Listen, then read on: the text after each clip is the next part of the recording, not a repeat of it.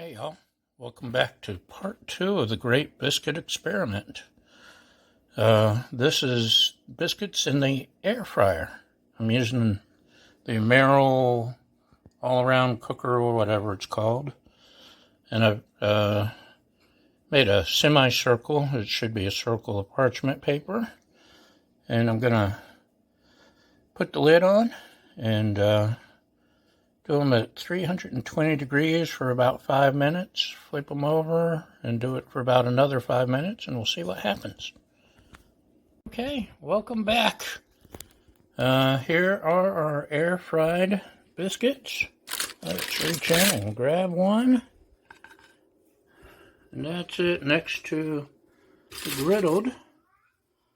I suspect my lovely assistant will prefer these, where I really like the griddled, but it all depends on what you like.